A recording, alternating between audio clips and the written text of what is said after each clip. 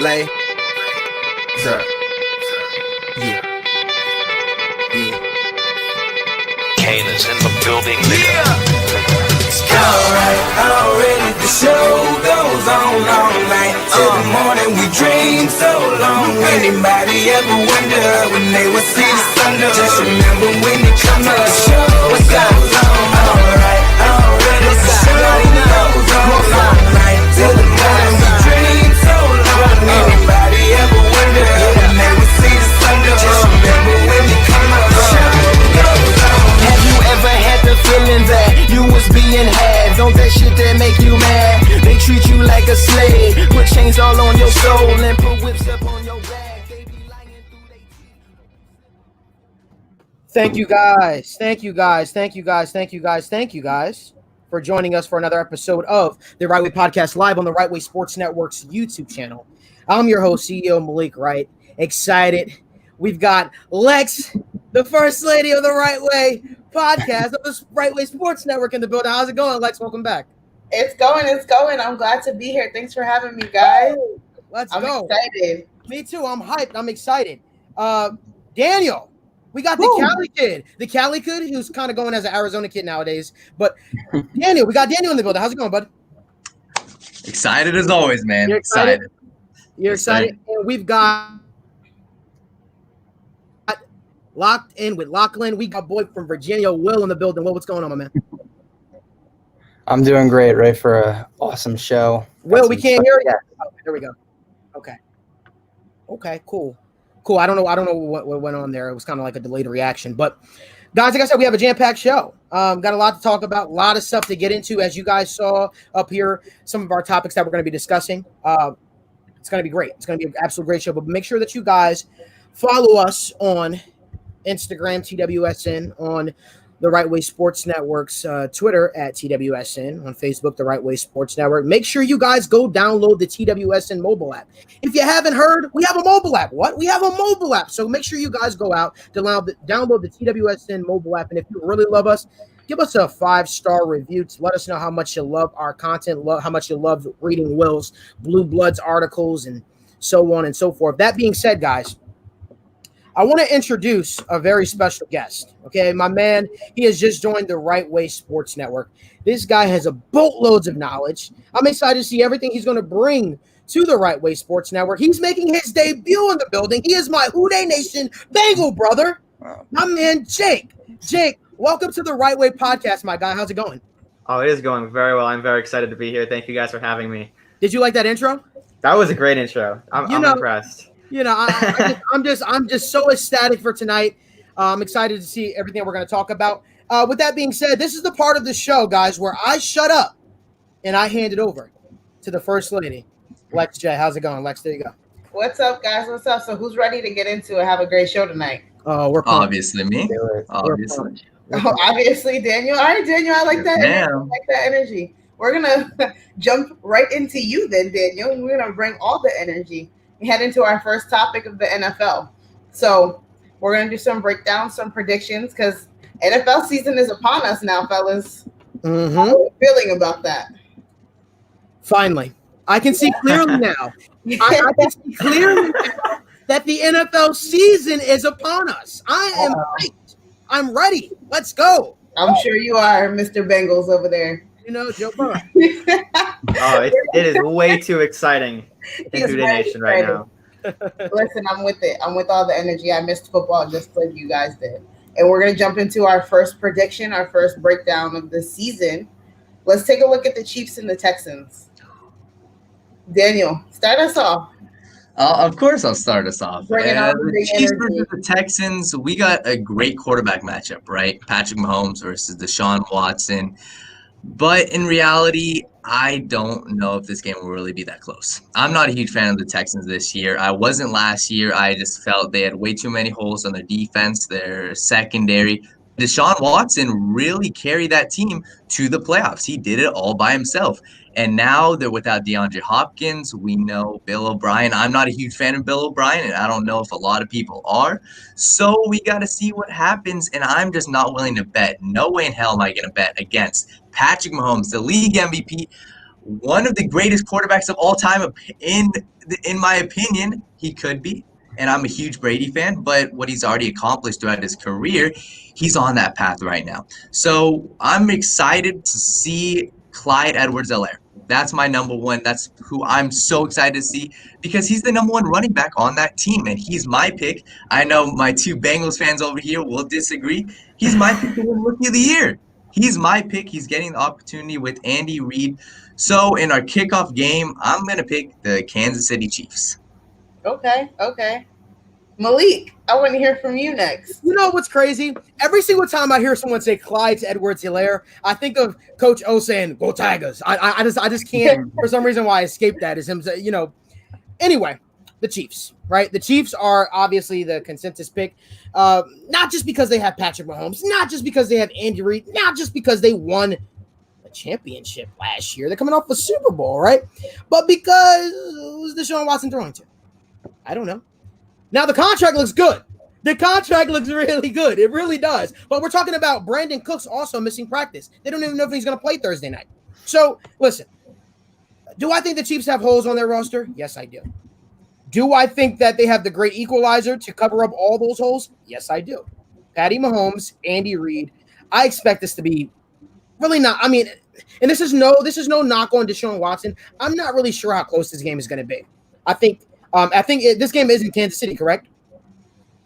So I believe it is. It is, right? They have a lot going for them, right? They have a lot going for them. They're excited. They're pumped up. Give me the Kansas City Chiefs and that boy Patty Mahomes because I'm not betting on Patty Mahomes. Okay. I want to hear from our guest of honor, Mr. Jake. There is no love for the Texans right here. Yeah, okay. Nope. First of all, okay. Yes, the Chiefs should be favored in this game by 9.5 points. I agree with that. But there is no love for the Houston Texans at all this season in general, and I don't understand because Deshaun Watson is one of the most winningest quarterbacks in the NFL in his career. He missed, I think, the entire season with a torn ACL in 2018. It was either 2018 or 2017. But he's one of the most winningest quarterbacks. He's the Russell Wilson. He does it all. He overcomes a bad defense. And there is no love for the Houston Texans this year. It is still their division to lose. They won it last year. And they went into Kansas City last year and defeated Patrick Mahomes and the Kansas City Chiefs, one of 4 losses for Patrick Mahomes last year. And Malik, you said who Deshaun Watson is throwing to. If Brandon Cooks plays, this Houston Texans team is one of the deepest.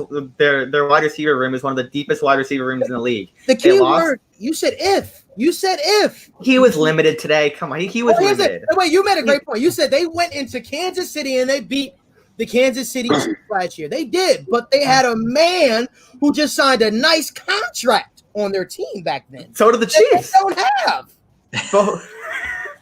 Oh, you're talking about Hopkins. Okay. DeAndre Hopkins is one of maybe 4 players in the NFL, non-quarterbacks, who if you put him on all 32 teams, he'll fit. I would go Hopkins, Alvin Kamara, Christian McCaffrey, and Zeke Elliott. 4 players who would fit on all 32 NFL teams. DeAndre Hopkins is one of those players. Mm-hmm. But the star wide receiver in modern day football is so overrated these days. You can win with 3 decent wide receivers. It's pretty much what the Chiefs do, besides for Tyreek Hill. They just have a bunch of guys who are super, super fast. That's because it fits their system. You make great points. I mean, if you talk about it, Tyreek Hill gets left out of the top wide receiver argument all the time, and there's a reason behind it, right? There's a reason why, because the guys – listen, Tyreek Hill, he's a good player. Notice I said a good player. I didn't say a great receiver. He's a good player. A great player, a good receiver. The thing is, when you look at Tyreek Hill's route tree, he runs 4 great routes. But those they all do. those four great routes he runs to perfection. So that's all he needs. A lot of what the Chiefs does is backyard football. It's, hey, if you're not there at the top of your route, I'm going to scramble around and I'm going to find you. That's what they do. It's what Big Ben did a lot of the times where, back when the Steelers were killing it, so to speak. Winning Super Bowls, yeah.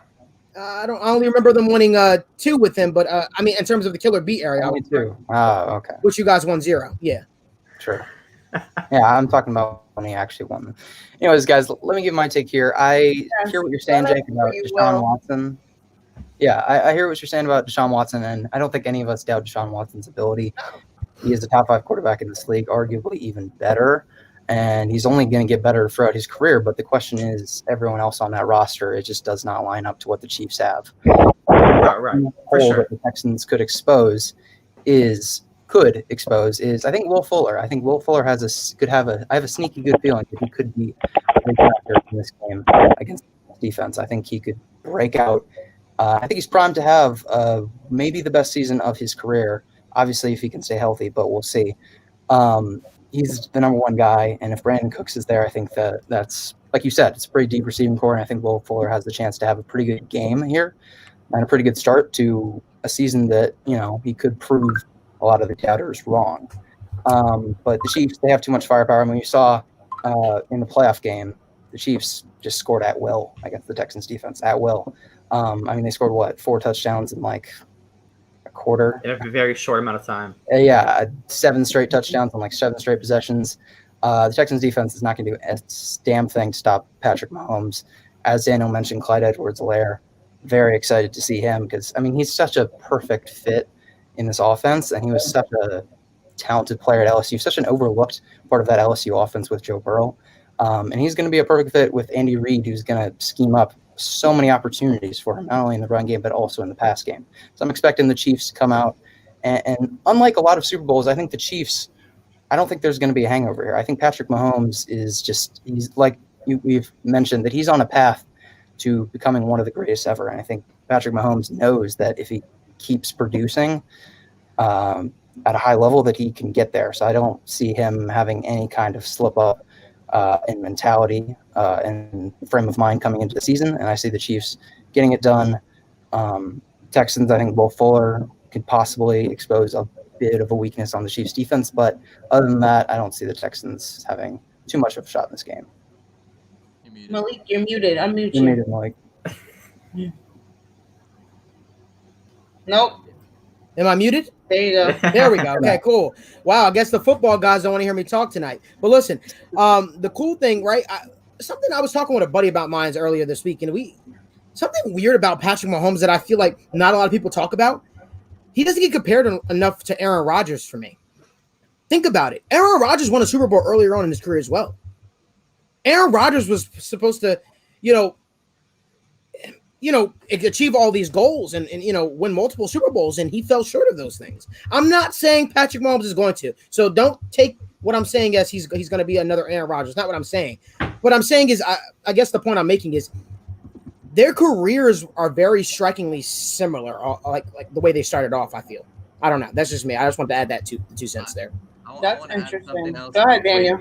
Because you compared Patrick Mahomes to Aaron Rodgers. I want to throw something out here that doesn't get talked about enough, right? Everyone loves to hate on Dak Prescott because of his surroundings. They say, oh, he has a great receiving core. He has a great offensive line. He does. Why don't we do that for Patrick Mahomes? I understand the amount of talent that Patrick Mahomes has and the amount of extraordinary stuff that he does to will his team to victory, but we have to at least level out the playing field. He has Travis Kelce, Tyreek Hill, a great offensive line, and we're not even saying anything about his surrounding cast. Great. As we've mentioned before, Tyreek Hill is a good receiver, but with Patrick Mahomes, he becomes production-wise like a great receiver.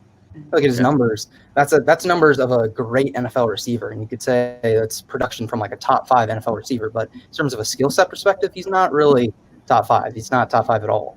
I'd say he's bottom tier, top 10 from just a pure skill set perspective when it comes to Tyreek Hill. So I think he makes some of these weapons great. And I think really the thing is with Patrick Mahomes is he was down in every single game, every single postseason game, and he's the reason that the Chiefs came back and won every single one of those games. And he's just the primary reason. Well, and that's the point you're making, right? Great quarterback. A good friend of mine told me this a while ago, Joe Goodberry. He said, great quarterbacks elevate the players around them, not the other way around. Dak Prescott doesn't elevate his football team. That's not what he does. Patrick Mahomes elevates the football team. If we really want to talk about it, I kind of mentioned it earlier, the Kansas City Chiefs actually do have holes on their roster. Their linebacking core is atrocious. Their cornerbacks are god awful. If we're really talking about the offensive line outside of Mitchell Schwartz and Duvernay, I'm not really sure if they have an elite offensive line.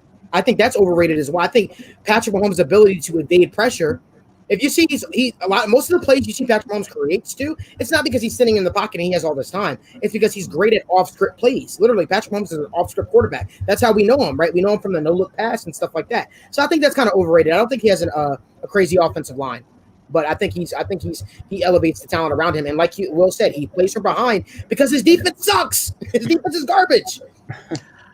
It's not garbage. Outside of Tyrann Mathieu, and Tyrann Mathieu, Chris Jones. Outside of Tyrann Mathieu, Chris Jones, they stepped up. They stepped up in the playoffs. They did, but when a team is scoring, when a team is equally scoring almost 50 points on you guys, Rams had a great offense that year.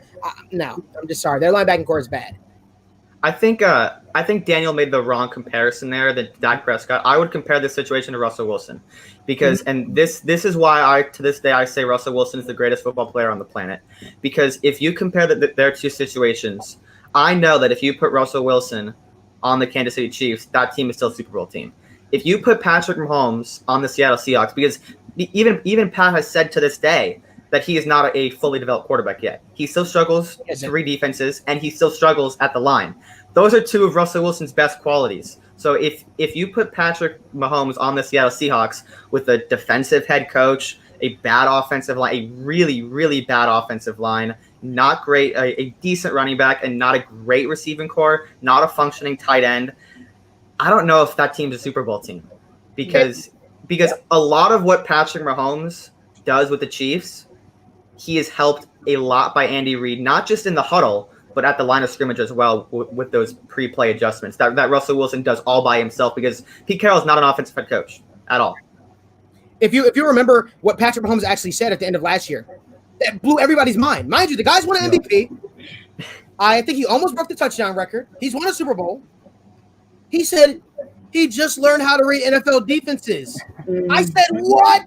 Wow, why can't Lamar Jackson admit that? I mean, I'm sorry. No.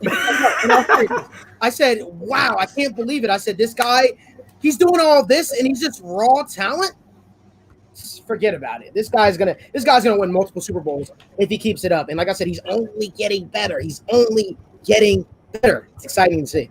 It is exciting to see. And with that, I'm going to move us into our second breakdown that we're going to look at for games coming up. And we're going to take a look at the Steelers and the Giants. Woo! And, Yeah.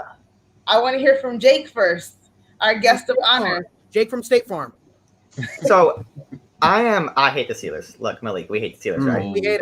Like screw the Steelers. No one likes Steelers in Houday Nation. But the Steelers defense was number 1 in the league last year on a lot of important metrics. TJ Watt was arguably one of the best pass rushers in football.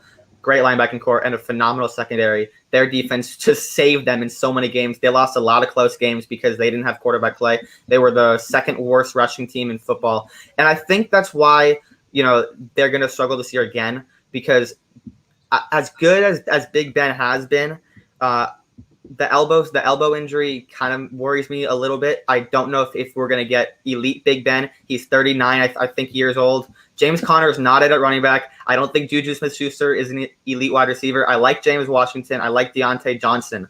But as an offensive unit, I think they're going to struggle. I think they're going to win a lot of close games this year because Big Ben obviously is going to win you more football games than Mason Rudolph or Duck Hodges. So I think they go – is it in Pittsburgh or in New York? I don't remember. But it's in New York. So I think they go into New Jersey and win this Monday Night Football game. I think the Giants could keep it close. I like what the Giants are doing. I love the addition of Andrew Thomas. I wish Xavier McKinney was healthy because he was one of my favorite players in the draft this year. I had him rated top 15. Malik knows it. I fell all the way to the second round. But I think the Giants keep it close, and I think the Steelers won a lot of close games this year in comparison to last year where they lost those games. I like that. Can I go? Okay, go ahead, It's your Will. team. All right. It's your team. So, yeah. This is my team. Steelers, Monday Night Football. Here we go. Big Ben revenge tour season. Let's get down to it. All right. The Steelers are going to win this game against the Giants. I mean, it's the Giants. And they can counter everything that the Giants, they can counter the Giants' best weapon. The Giants cannot counter our best weapon, which is TJ Watt. The Giants are going to be rolling out 2 rookie tackles against the best pure edge rushing duo in the entire league. Bud Dupree and JJ Watt had the most sacks as a duo. Yes, Malik, the best pure edge outside linebacker duo in terms of pure pass rush in the entire league. But their interiors, Malik, their interiors elite too. Cameron Hayward, Yeah. and they Are we forgetting what's the funny? 49ers? What are you talking I'm about? talking about outside linebacker, edge rush duo. I'm sorry. When you put it into outside linebacker, okay, maybe. That's what I'm talking about. We're talking, but listen, nobody talks about. Well, he's the best outside lineback pass. They were the number one defensive football last Fine, year. pass rush duo. No, Fine. I'm not debating that, but I'm saying it's typically they're the best pass rushing duo. You see how low Steelers fans have to stoop just to build build themselves up. We're the best outside linebacking pass rushing duo. Why can't you just say you're the best pass rushing duo? Fine, Because we are the best aren't. pass rushing duo. You aren't, but I love your. I love it. All right. Anyways, let me continue with my breakdown. Please do. Yes, I mean, look, Saquon Barkley is obviously a threat, but I would say match up pretty well, as good as most teams can in the league against Saquon Barkley. Great run defense on the interior. With Hayward, we get Tuitt back finally. Who's better than Javon Hargrave, even though we lost Javon Hargrave. But Stephon Tuitt's a better player than Javon Hargrave. And we get Cameron Tuitt, fresh off that new contract that he just got. Devin Bush, Vince Williams, great at run defense when it comes to our linebacking core, inside linebacking core. And we match up well with our receivers. I'm not really big into Darius Slayton, Golden Tate, and those guys. I think Joe Hayden and Steven Nelson are going to take care of that on the outside. So I don't see the Giants' offense being much of a threat to our defense at all. And offensively, we got a revamped offense. Last year, our offense was horrid. We had terrible quarterback play. As Jake mentioned, our running game was one of the worst. We get James Conner back, who, mind you, was a Pro Bowl running back. And again, when I say that we get our best receiver back, currently Juju Smith-Schuster is our best wide receiver on our team. I think Deontay Johnson can develop into that, but right now it's Juju. We get James Conner back, who's our best running back, and we get Big Ben, who's a Hall of Fame quarterback.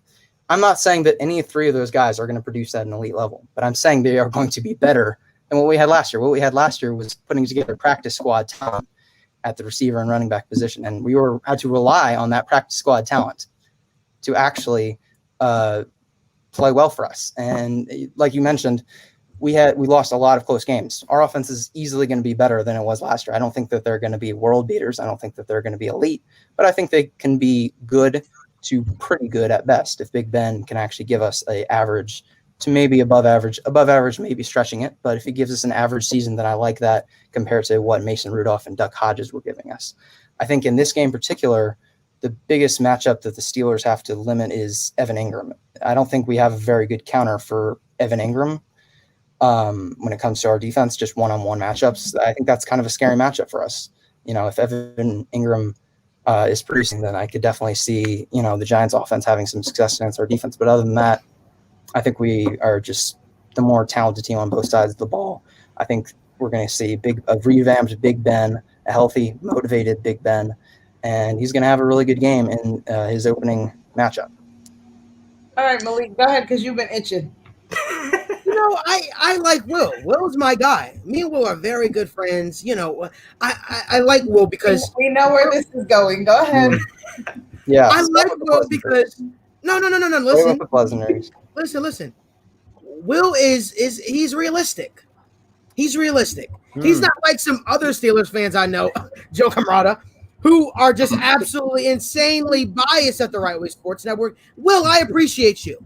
As much as I want to say that the Giants are going to beat the Steelers and shock everyone, no, it's not going to happen. The Steelers are going to beat the Giants, right? The Giants don't have enough weapons to, counter the Steelers. The one thing the Steelers are great at is defensive. Defensively, they're great. They're great. Daniel Jones is going to throw a couple picks. Daniel Jones might even fumble once or twice, especially when I just found out they call TJ Watt Hangman or whatever. What is his name? His nickname? Hangman something, whatever it is. Listen, at the end of the day, I don't think the Giants offense can compete with them. Now, if we're talking about the Pittsburgh Steelers, as a whole for the season, yeah, no, that's not happening. I wish they could play the Giants every single week, right? That's not going to happen. Listen, the fact is we don't know how Big Ben is going to come back off of the Tommy John surgery. We could sit here, hoop and holler and say Big Ben's going to be elite. And that's not what Will's saying, but I know some Steelers fans, Joe, who have said that. That being said, we don't know how Big Ben's going to – we don't know how Big Ben's elbow is going to react when he takes that first shot. We don't know these things. I'm not ready to crown the Pittsburgh Steelers as playoff contenders, and I don't know anybody that has a true sense of football, acumen, true sense of football knowledge that could say, hey, the Pittsburgh Steelers are going to do this and do that. Listen, it's very real, kind of unlikely, but it is a possibility that the Pittsburgh Steelers could finish last in our division this year because of those holes in the team. Daniel, I didn't say that they would. Although I would love to see that happen, but we got to talk about it. They don't have a number one wide receiver. James Conner has to be able to stay healthy. Big Ben has to be able to stay healthy. Listen, that's too many has tos for me. That's too many maybes. I don't know this. And I understand my man in the comments says I can confirm Joe is fuming right now. Joe is fuming. But I had this conversation with Joe. I said, listen, Joe, bias aside. And I'm a Bengals fan to the day I die. I have everything against the Steelers. But I'm able to put that aside when it comes to football, when it comes to my profession. And I can honestly say, listen, if Big Ben is healthy, if we get a full 16 games out of him, I think that the Pittsburgh Steelers can be a playoff team because he is an experienced quarterback. He is a veteran quarterback. He is a future Hall of Famer. He has won 2 Super Bowls. And Will's loving all these compliments I'm giving them right now, but it's true. They have done these things. But that being said, there's too many ifs involved. If. And guess what? They're not just ifs because every team has ifs. I can say the Chiefs are going to repeat if Patrick Mahomes gets healthy, but the fact of the matter is their ifs are bigger than a lot of teams' ifs. That's a fact. Their teams those ifs are bigger. How is Big Ben going to take that first shot he gets? How's Big Ben going to respond? Are they going to have Big Ben hand the ball off to James Conner, 20 plus times a game? Is James Conner durable? It's not like the question is only Big Ben. The question is James Conner. The question is Juju Smith-Schuster going to be more focused on being a number one wide receiver or be a TikTok sensation? Is Deontay Johnson going to be able to take that next step? These are real things. Instead of him doing and all that kind of stuff, he should be able to focus on being an NFL football wide receiver. I've talked to too many Steelers fans that are tired of this. So the fact of the matter is, can the Pittsburgh Steelers be good? Yes. Am I banking that they will be? No. I disagree. I think you said the team has way too many ifs. Every team has ifs. First off, he did not have Tommy John surgery. He did not have Tommy John surgery. They were contemplating that and they went the other route because Tommy John surgery was not needed for his injury. And the ifs on their team aren't as big as other teams. Let's look at the Cincinnati Bengals, right? Look at their offensive line. That's a huge if. Look at all the rookies on their defense. That's a huge if. Imagine you said Big Ben, how's he going to take that first shot? How is Joe Burrow going to play against the Ravens defense, the Pittsburgh Steelers defense? How is that going to happen? That's my bigger question. The Pittsburgh Steelers went 8-8 last year, if I'm correct, I think. And they're returning that same defense. Their defense is going to be top 3 in the league again. So they're not going to be a 6-win team. They're going to be a 7-win, 8-win, 9-win team just because of that defense. I can guarantee you that's a top 3 defense. And if you look at the quarterback play they had last year, absolutely terrible. And I can assure you, even a slightly injured Big Ben will be way better than what they had last year. And now Deontay Johnson, in his second year, I think he's going to explode. Anthony McFarland, one of my favorite running backs in last year's draft, pure talent-wise, I think he's going to be a major sleeper, and I think he could take over later in the year as an electric running back. I think this team has way more consistency on their roster than other teams like the Bengals. I want to answer that what Daniel just said. That was a cute little shot you took at me. But listen, I'm gonna respond to you. He did have surgery. Actually, he had 2 to 3 tendons repaired in his elbow. I'm sorry, it wasn't not Tommy John. Listen, it wasn't Tommy John. It's the closest thing next to it, which is why most people are calling it that. So he did have surgery on his elbow. The fact of the matter is, Tommy John, though. Regardless, he had surgery. John, he'd still be I know he had surgery. But the fact of the matter is, he had surgery. You said no. You said he went a different route. So come correct. Oh, so different route, not Tommy John. You said he went a different right. So listen, let me respond. Yes. So what I'm saying is, we still do not know how he's going to respond after he takes that. He's looking great. All throughout camp, he's looking great. Daniel, stop. Anyone can look good when they're not dealing with any pressure coming at them. And like I said, you're right. The same thing is known with every team. We do not know. I'm not making this a Bengals versus Steelers argument. We're simply talking about how are the Pittsburgh Steelers going to do this season. So for you to bring that up is asinine. It has nothing to do with the point that I'm making right now. I'm simply saying we do not know how Big Ben's going to respond. That is a very real thing. He did not play he got hurt last season. James Conner has not played a full 16 games. That is a real thing. We do not know how he's going to respond. Juju Smith-Schuster put up 500 some odd yards. We do not know if he's going to take that next leap. Deontay Johnson, it's anticipated he's going to take the next leap. That's a very real thing. So I don't know what we're defending. I'm not dissing the Pittsburgh Steelers. Everything I laid out was facts. The fact is he had surgery. The fact is James Conner can't stay healthy. The fact is Juju isn't a number one. Those are facts. That's what I deal with on the show. Their floor is 7 wins. That's their floor. We appreciate Let me respond to Malik's ifs about the Steelers, and they are real ifs. But what I'm not going to do is I'm going to predict injury. I'm going to say, hey, I think Big Ben, just because he can't, Big Ben, James Conner, just because they can't stay healthy, that's going to prevent the Steelers. No, I'm going to look at what they are right now, and what Big Ben is right now is everything that we've seen from him in training camp is that, yeah, he is healthy. He does have that velocity. Everyone looks healthy on his passes in training camp. And is Big Ben not one of the toughest / most resilient quarterbacks that we've really ever seen in NFL history? Yes, he is.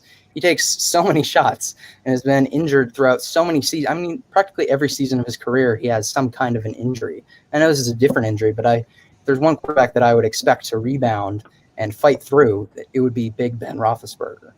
So all your ifs, I mean, sure, you could go one way, but I'm looking the other way, which is James Conner is healthy and he's ready to go. Juju Smith-Schuster had a lot of distractions last year, especially with the injury to his – or excuse me, he was dealing with injuries, but he also had the death of, Coach Drake, who was their wide receivers coach last year. And that was a big emotional loss. I mean, he's like, you good? What is going on here? I'm literally, you're taking it from an optimistic standpoint. I'm not, listen, I get you. You're a Steelers fan. You're going to be optimistic about it. People got to realize, listen, injury. I don't like the Steelers. I'm not predicting injury either. I'm just saying that's a real thing. Listen, we can't dispute the fact that he's coming off of surgery. That's a real thing, guys. And if it wasn't, that would be something that I wouldn't bring up. If he just got hurt last year and didn't have surgery and he wasn't 38 years old, these are things that I wouldn't bring up. The fact is, Ben Roethlisberger didn't complete the season last year. He had surgery. He was hurt. So, yes, I want to be optimistic and be like, oh, well, Big Ben, the Steelers going to be fine. I don't know. Well, you can say that with every team, but the fact is, it's more prevalent. It's more of a bigger thing because it did happen. These are things that did happen. You can put ifs on any team. You can literally put ifs on any team, but the fact of the matter is, guys, I'm not coming at it. I know that's hard to believe because I don't like the Steelers. I'm not coming at it from a standpoint about I don't like the Pittsburgh Steelers. I'm coming at it from an honest standpoint. These are real things that they dealt with. These are real questions that they have. James Conner hasn't played a full 16 games. Juju Smith-Schuster hasn't taken the step to be the number one wide receiver. Big Ben did not play healthy last year. And these are the things national media won't talk about, but us at the Wrightway Sports Network, we will talk about. These are things that they once again, they get teams and they favor them, but I'm going to be real with you.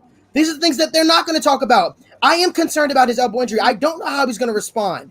It would be great for everything to be fluffy and roses, but the fact of the matter, it's not. So let's go on. Let's go to the next topic, Alexis. We're going to move on into the next topic, and I was just getting ready to actually cut you guys off. And we're going to go into some good rookie fun. We're going to talk about Joe Burrow.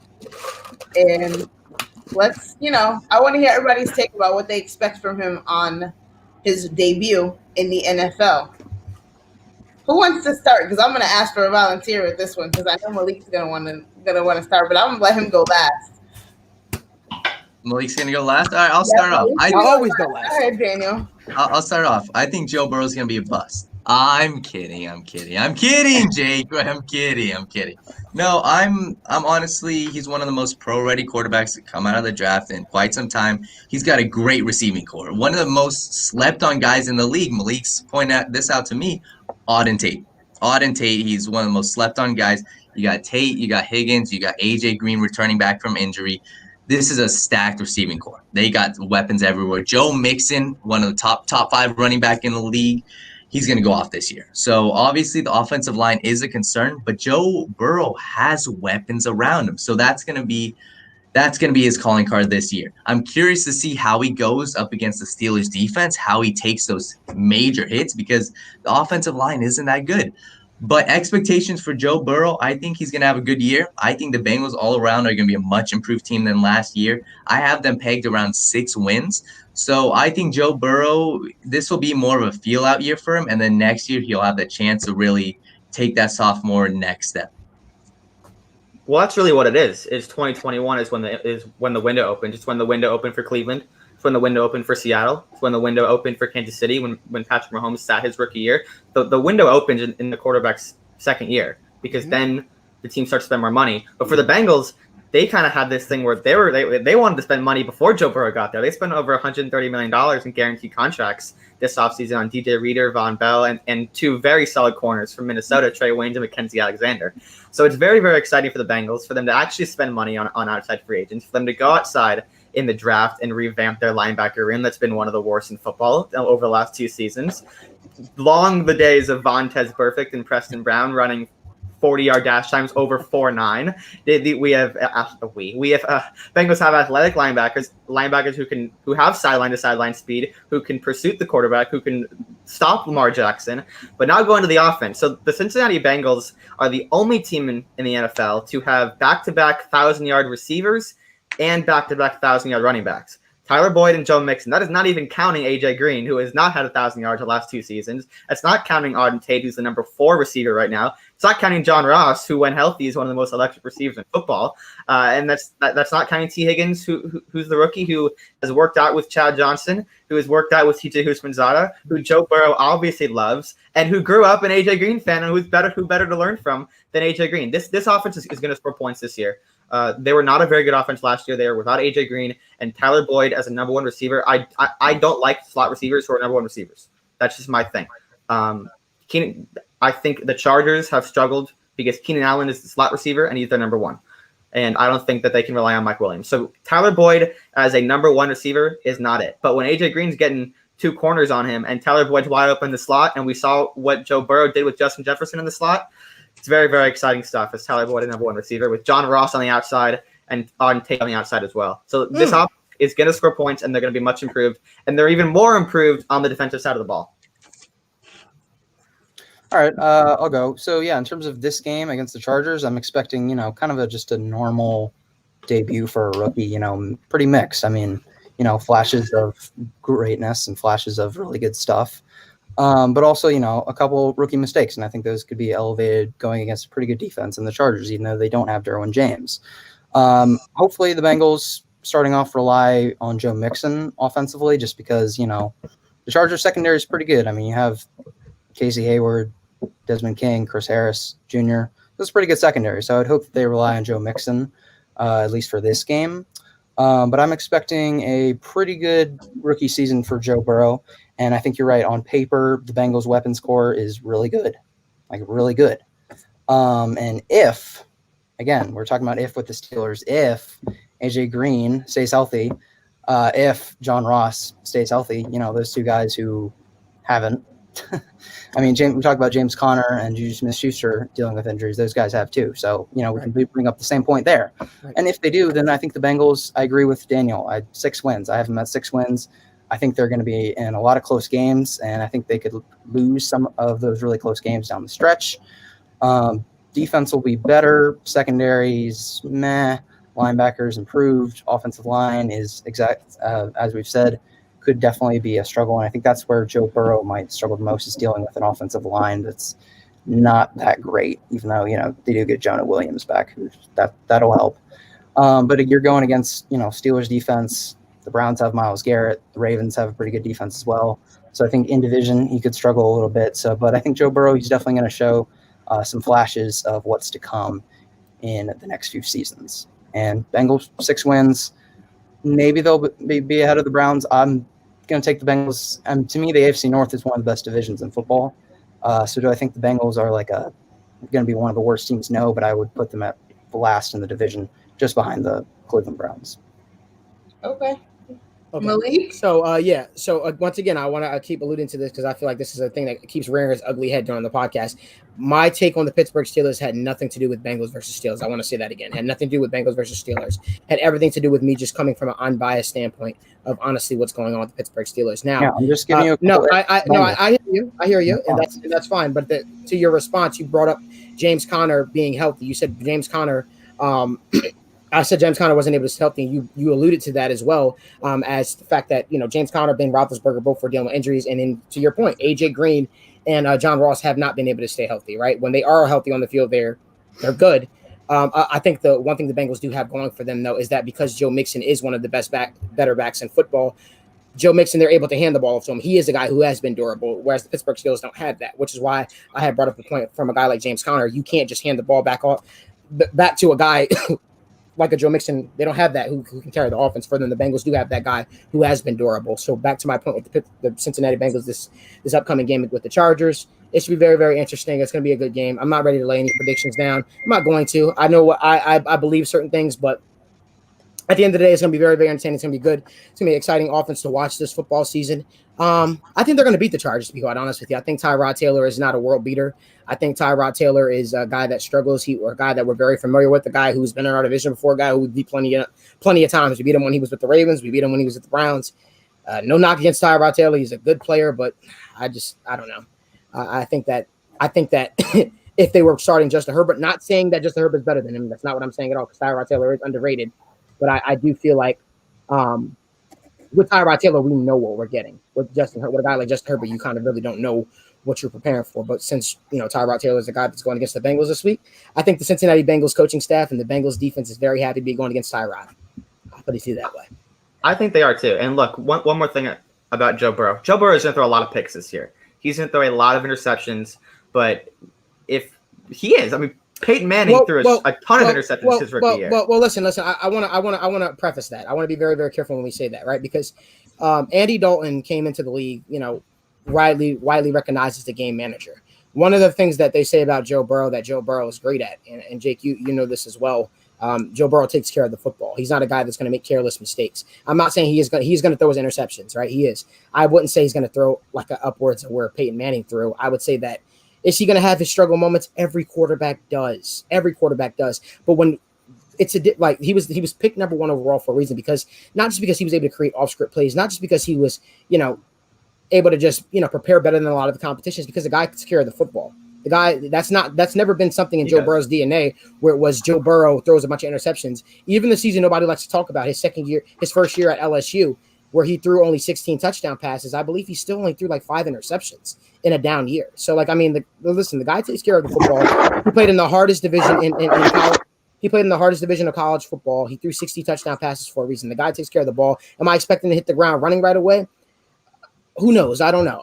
But I am expecting the Cincinnati Bengals to be significantly improved, especially with the commitment that they made up front to the defensive side of the football. And we all can all agree that Joe Burrow is an upgrade from Andy Dalton. Joe Burrow is further along than Andy Dalton was when Andy Dalton was a rookie and he came into Cincinnati. So with that being said, I mean, anything is possible. 7 teams make the playoffs this year. That's all I'm going to say.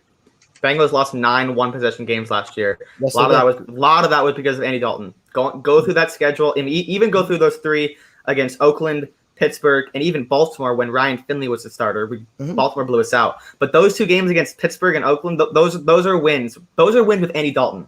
But right. those 3 games that Ryan Finley started got the Bengals Joe Burrow. But even with Dalton, those 2 are wins. And then I would argue the games against Seattle, the games against Buffalo, the first game against Baltimore, Miami. Just go through the schedule. A lot of those games are wins with good quarterback play, and which is one of the reasons why I do think the Bengals are going to come out firing in week 1. I think they beat the Chargers.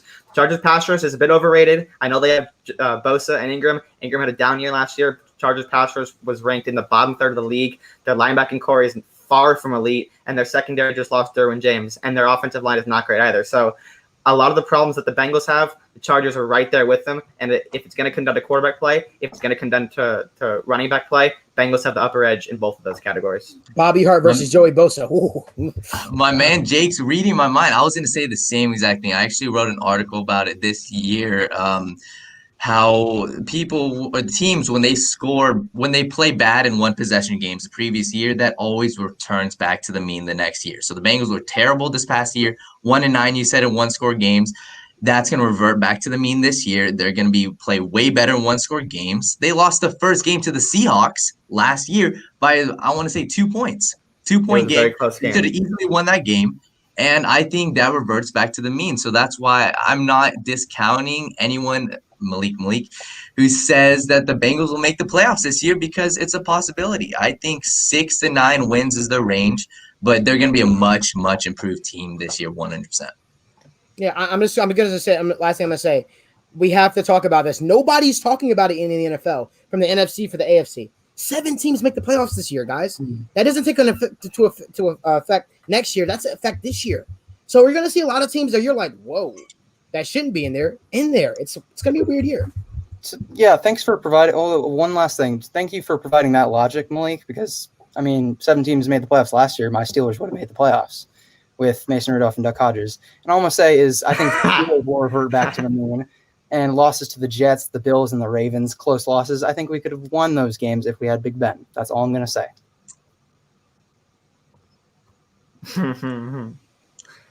But 2 wins against the Bengals are going to be tougher this year, because the Steelers have long dominated the Bengals. I don't think the Bengals have won a game against Pittsburgh in like over 1,000 days. It's been a long time. Yeah. I actually think I think the last game the Bengals beat the Steelers was the game Le'Veon Bell tore his ACL. It was. I think that was the last time the Bengals beat the Steelers, and I was dated to remember, because I had Le'Veon Bell on my fantasy team that year. Yeah. It's going to be an interesting season. Definitely a great point with saying the 7 teams in the playoffs. And with that, I'm going to push us forward. We're going to talk about some more NFL stuff. Of course, we got a little bit more to get through. And one thing I want to bring up is Josh Rosen. What's going on there? What is going on there? Well, start us off. Yeah, so Josh Rosen, let's be honest, maybe he'll become a career backup for his career. I don't know. But to me, I think he deserves, another chance to compete and to play in real NFL action, get actual snaps, and, have the opportunity to actually be the guy, unlike he was in Miami and with Arizona. Because let's be honest, he was pawned off when it comes to the Cardinals and the Dolphins. Cardinals, they drafted Kyler Murray right after Josh Rosen, and then the Miami did the same thing with Tua. So all I'll say about this is when it comes to Josh Rosen, I think down the line, all of this, him getting pawned off by these 2 teams could hopefully drive him to thrive in an opportunity that he does get. Obviously, he just got picked up by the Buccaneers. We'll see if he stays and becomes Tom Brady's backup possibly over time. And then once Tom Brady retires, if he does retire with Tampa Bay, maybe he'll get that opportunity that I think he deserves. All I'm going to say about this is the biggest thing that I'm taking away from this is that the biggest indicator of success for a quarterback is where you land. I see it time and time again, and that's the hardest thing about when we're scouting quarterbacks or when you're scouting any player in the NFL draft, because it really matters where you land. Let's look at where he started off with the Cardinals. Then he went to the Miami. He had struggles, yes, but he also had a lot of talent. There's a reason why he was drafted in the top 10, because he had a lot of talent. So I just really want to emphasize the importance of where a quarterback lands and how that changes the trajectory of their career. Jake, you can go. Yeah, I would agree. Look, I'll admit I was very high on Josh Rosen coming out. I thought I had him at quarterback too. I thought he looked great at UCLA, and I was very interested to see him go to the Cardinals. I thought he was going to go to Buffalo when Buffalo traded up, and Buffalo no, we want Josh Allen, a guy who won less than 60% of his games at Wyoming. So we'll take Josh Allen. That's worked out for them. I think it's a perfect landing spot for Josh Rosen because getting traded from Arizona and then getting cut from Miami, no one really expects Josh Rosen to play for the next 2 years. So if he's going to be on an NFL roster, he might as well be learning from the greatest to ever do it, Tom Brady, and a Bruce Arians system that goes way under the radar. That a guy like Josh Rosen, who loves to unleash the football down the field, 2 great people to learn from. So I like the fit. Do I think Josh Rosen's the quarterback for Tampa in 6 years? No, but it's very interesting when Tom Brady retires, in which probably going to be 2 or 3 years. Because I think he stays around for that. Agreed. Yeah, I believe he has 2 more years left on his deal, correct? I think that as well. Well, yeah, because since he was claimed, he gets the rookie deal status. Right. So, I mean, listen, the way I look at it, right? I look at it as I think these are unfortunate circumstances for Josh Rosen. I don't think this speaks to him, his talent at quarterback at all. I think this is unfortunate circumstances. No one saw Steve Wilkes getting fired right away as the head coach of the Arizona Cardinals. I think that was the head coach, right? It's Steve Wilkes, right? Steve Wilkes was the head coach of Arizona Cardinals. And then they hire a guy like Cliff Kingsbury, who said long before, if he had the number 1 overall pick in the draft, it was a no-brainer for him to be paired up with his former college quarterback, guy who was enamored with, and Kyler Murray. So we knew that was going to happen off the bat. He then loses his job, goes to Miami. Miami was tanking for Tua since last season. That was a thing. They're the ones that started this whole tank for Tua thing. So the idea was people in the NFL league circles, people that I talked to, everyone was baffled when the Miami Dolphins even traded for him, to trade it for Josh Rosen, because, you know, it's almost like you're doing more damage to his career than you're helping. Now, I'm of the belief that a team like the Pittsburgh Steelers or a team like the New England Patriots should have acquired him for the future. That's what I really believe. But that being said, they didn't do that. For whatever reason, they didn't do it. They didn't believe in him. Listen, if Josh Rosen ever sees this, I highly doubt he will. But if Josh Rosen, if you ever see this, like don't let this define you. You know, the story will be that much greater just because 2 teams said no. You know, doesn't mean that one team won't say yes. So just keep pushing, keep at it. You're a 10th overall pick for a reason. Everyone had you going in the first round. That was the consensus with you for a reason. You have the talent. He has the talent. He's played NFL football. We know he can make plays. We know what he can do. Now, it's just time to put the work in. You know, just grind. You know, don't listen to the naysayers. And I'm excited to see what his future holds because I think his future will be bright. I agree with that. And with that, we're going to move into some more news highlights that we got going on in NFL because a lot to talk about. Clowney, he signed with the Titans. What are our thoughts? What are our reactions to that? Go ahead. I want you to start it off, Malik. Talk about it. Overrated. This man is overrated. Listen, if we want to talk about it, Jadeveon Clowney, he's been hyped up ever since he had that big shot back when he was in college. The guy literally produced 3 sacks last year. We're all salivating over him because he was that first overall pick. Yes, but he's the prototypical guy that just because of your draft status, just because, unlike Josh Rosen, listen, I'm not knocking Jadeveon. Well, maybe I am. Jadeveon Clowney is not an elite pass rusher. He never has been. He's an elite run defender. He's never been an elite pass rusher, though. He's never been an elite pass rusher. Is he going to help the Titans defense? Sure, he will, but just about as much as he helped the Seahawks. Now I know he's getting paired up with Mike Vrabel again, so that should be exciting to see. But if we're really talking about it, Jadeveon Clowney is severely overrated. But we'll see what he does. It does nothing for me. He's a great run defender, elite run defender, if that's what you're looking for. But if you're looking for a pass rusher, that's the reason why no team wanted to pay him the money that he was requesting, because they don't look at him as an elite pass rusher. He wants to get paid like an elite pass rusher without producing the numbers. So this move doesn't move the needle for me, but it's good for the Titans. Will? Yeah, I agree. I mean, to me, Jadeveon Clowney is a splash play guy. He's going to make some splash plays when it just comes to pure production. He's not, like Malik said, he's not an elite pass rusher. It's going to help the Titans run defense. And I think it's a good move for the Titans overall, just because, the Titans, they need to prove try to prove that last year wasn't a fluke. To me, I mean, last year for the Titans, last year was their boom year when it comes to every NFL team, if you look at their trajectory over a 5-year period, they're going to have 1 year that's like an outlier, maybe in a good way, maybe in a bad way. Last year for the Titans, last year was their boom year. It was their peak year. They're not going to go. I think they're going to go back to the AFC Championship game this upcoming season? No, I don't. But that's not the mentality that they should be having. The mentality that they should be having is trying to, do everything that they can to improve their roster before the season starts and, defend, back up what they did last year. So it's a good move for the Titans. Jadeveon Clowney, like Malik said, he's not going to move the needle, but it's good for run defense, and he'll make some splash plays there. And I like the fact that the Titans are saying, all right, we need to back up what we did last year, and we're going to do that by trying to get, taking a chance and seeing how Jadeveon Clowney produces for us, because he's going to make some splash plays. Daniel? Good quality comment right there. I mean, overrated is a very, very broad term because I don't really know if the consensus is too high on him right now.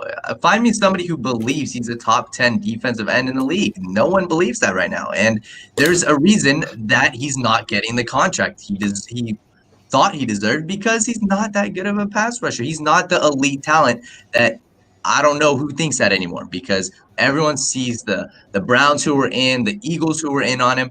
They weren't giving him the money. So there's obviously a catch to Jadeveon Clowney.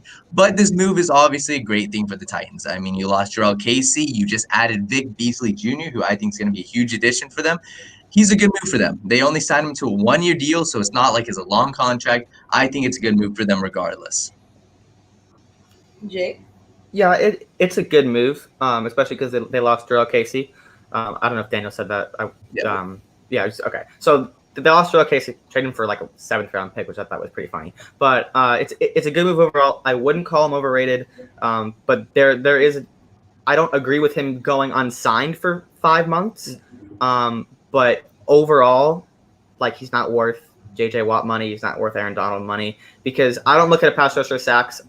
I know Malik does. I don't. But what I look at is that the pressures were down. His pressures were way down. They're normally down. Quarterback hits are down. Sacks are obviously down. He's an elite run defender. But if you're not pressuring the quarterback and you're not getting to the quarterback, what do you get? What are you giving me overall if you're calling yourself an elite pass rusher? If you want to be more than the franchise tag, if you want to be this franchise pass rusher, this franchise edge defender, Jadeveon Clowney has not been that his whole career. He's been kind of getting the benefit of J.J. Watt getting double teamed on the other side and having to face against the opposing team's worst tackle. So he went to the Seahawks. His pressures were down. He was the best pass rusher on that team. Pressures were down. So overall, Clowney maybe overrated. I wouldn't call him that. Just not as good as people think. Okay. Interesting takes. We're going to also move into another topic on there. Some more news, some more highlights. DeAndre Hopkins gets an extension. Let's talk about that. Go ahead, Jake. Well, like I said earlier, I think that there are 4, maybe 5 players in football, non-quarterbacks. So if you put on any one of the 32 NFL teams, they will 100% produce. I'm going to take back Ezekiel Elliott because I think that, the offensive line's helped him a lot and, all that. But I would go Alvin Kamara for sure, and I would go DeAndre Hopkins and Christian McCaffrey. Those are 3 100% guys that if you put on any of the 32 NFL teams, they will produce. DeAndre Hopkins is one of those guys. He is an absolute baller. The route running, the speed, the burst, everything. He's a vacuum. He dropped a few passes last year, but he had that streak, I think, over the last few years where, like, he didn't drop a pass for, like, 90 or something consecutive passes. I mean, the guy is a literal human vacuum, and he's going to be electric with Kyler Murray. I love doing this before the season, just getting out of the way. And as the comments said, D-Hop got the back. Yes, he did. When I first saw the number, I was like, 27 what per year? But no, it's worth it. It's worth it because at the end of the day, the cap is a joke. You can work around the cap, and if you want to give your player more guaranteed money for 2 years, 100% worth it. Because I would not agree if they did it for like 3 or 4 years because he is getting up there in age. But no, doing this for 2 years because this is the Cardinals. They're supposed to pop this year. This is the second year for Kyler, second year for Cliff. Their defense has improved. They got Isaiah Simmons and obviously DeAndre Hopkins. And I love what they're doing with their offensive line. And obviously a lot of weapons on that team besides DeAndre Hopkins as well. So my one thing is, and this isn't even, I'll get to DeAndre Hopkins a little later, but why would you take or say Alvin Kamara over a guy like Saquon Barkley when it comes to like your list of players that you put I on? would probably put Saquon up there too. Okay. But he had that one. He had that injury, but also just Alvin Kamara. It's tough. I just think, and I'm not huge on Alvin Kamara. I think Saquon's a better running back, but I just think for sure if you put Alvin Kamara on every single one of the teams, because he was way underused at Tennessee. Like he was not used at all in Tennessee. There was no reason for him to be a 3rd or 4th round pick. I remember scouting him in 2017, and he was a lot better, and he should not have been used that little at Tennessee. So I'd put him up there. I'd probably put Saquon up there too, and maybe even Joe Mixon. But I think Hopkins is the only receiver, maybe besides Julio, who if you put on any one of the 32 teams, he'll produce for you 100%. All right, well, Jake, my man, I want to thank you so much for joining into the Right Way Podcast, my man. Guys, Jake just joined us. We're super excited to have him. He's gonna be doing some draft scouting for us. We got a show in the works for him.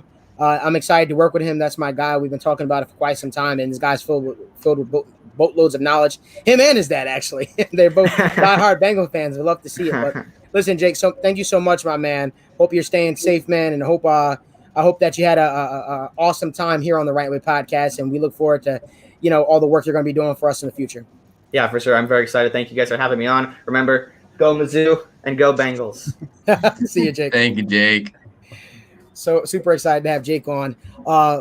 Lex, I'm gonna hand it to you. But before I do, I think we have a special guest joining us. We have a special guest joining us for the NBA session, the NBA segment. We've got our NBA lead analyst, our guy Pranav Sriraman, also the host of the On the Ball podcast. Pranav, welcome, my man. What's up? What's up? How we doing? Good. And guys, I love that you guys praised the best quarterback in the world earlier on the show, Patrick Mahomes. Go Chiefs! We're getting the dub on Thursday night. Let's get it. I'll be live after the game. Win or loss, I might cry if we lose, but I'm ready. Let's go. Let's do it. So, like Malik said, we're going to get into some NBA action. A lot to talk about within the NBA. A lot going on, and we're going to start off with the hot topic of Steve Nash. So Steve Nash was just hired. I want to hear some, what are you guys' reactions and your responses to that? And also, Stephen A. Smith had some things to say about it. So what are your thoughts about what Stephen A. Smith had to say as well? Do you agree with him? I would respectfully like to disagree with what Stephen A. Smith said. It's not white privilege. I think you could put it as previous player privilege, because we've seen multiple previous players, regardless of race, getting a job immediately because they want to enter that field. Mike D'Antoni, Rick Carlisle, Derek Fisher, Jason Kidd. We've seen multiple former players enter the coaching field, regardless of race, and get that job immediately solely because they were former players and they have experience playing the sport. But in terms of Steve Nash to Brooklyn, I really like the fit. I don't think I was appalled by the decision to get Steve Nash. I did not know he was on the market for the head coaching job, but I really love this fit because you don't know what you're getting.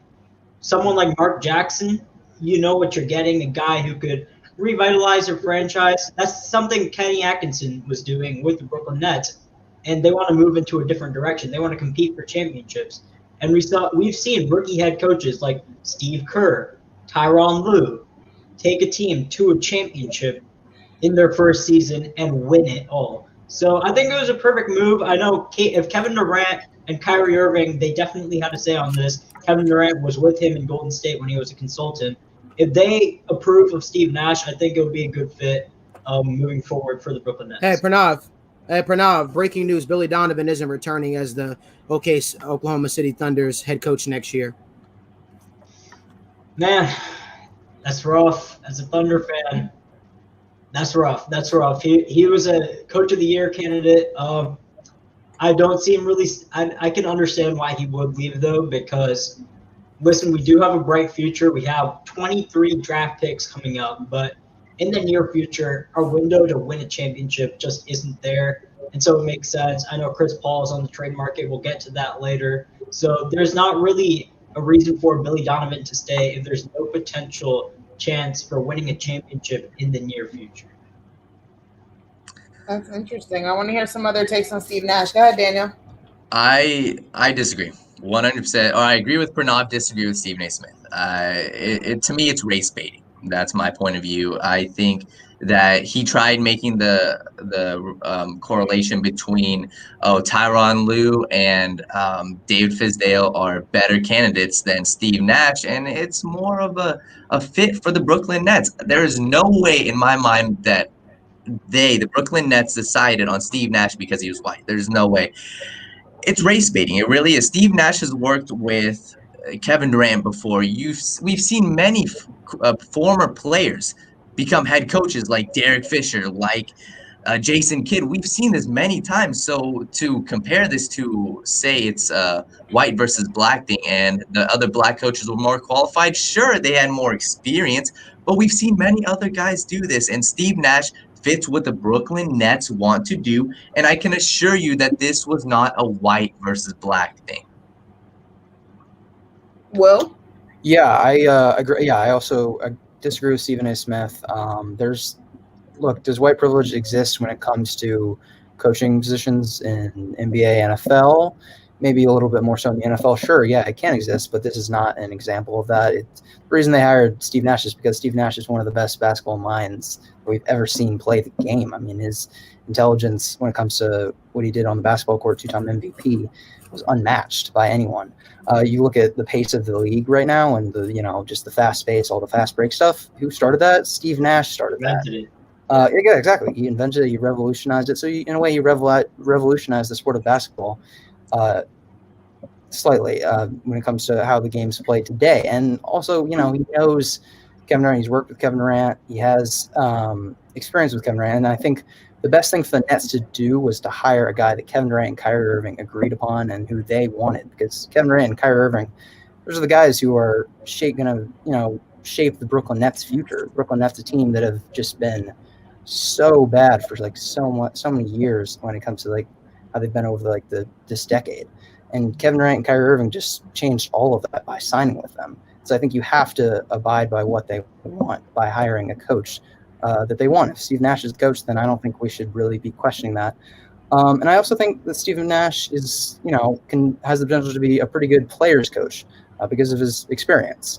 And I think that's going to be useful, particularly because a lot of head coaching now, not just with basketball, but with sports in general, is kind of ego management. And with Kyrie Irving and Kevin Durant, they definitely have interesting egos, to say the least. And so I think getting a possible players coach like Steve Nash to control that and harness not only their talent, but also the egos and just to make it work could be really beneficial because there's a lot of personality with Kevin Durant and Kyrie Irving. But I think if you get a players coach, a person who has experience and who was an all-time great point guard, Kyrie Irving is, I would say, an all-time great skilled point guard.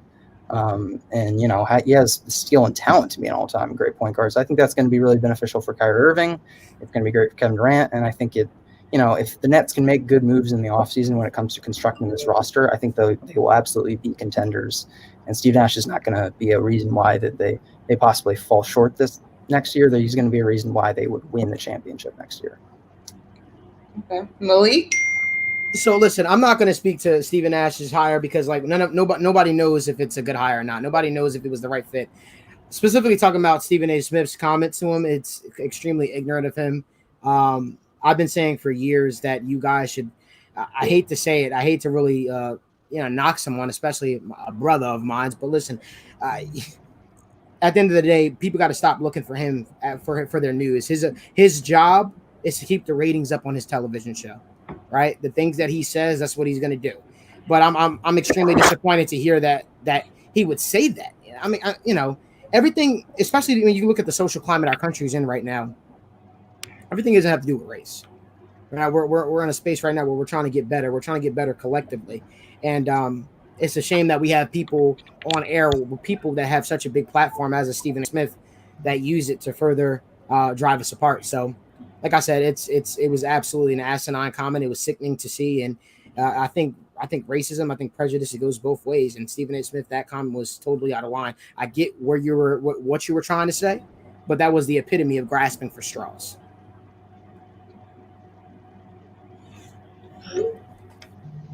Any other takes on Steve Nash? None at all. No, it's an experiment, but I think it'll work. Okay, let's get into something a little more fun. A little more debate friendly. You guys are gonna have a good time with this one. Let's take a look at the Rockets. Let's talk about how they're performing thus far in the playoffs, and are they an actual threat to the Lakers in their chances of winning a championship? Daniel, you look like you look a little antsy there. I want to start off with you. Wait, you said me? Yeah, you. I mean, listen, James Harden's my dad.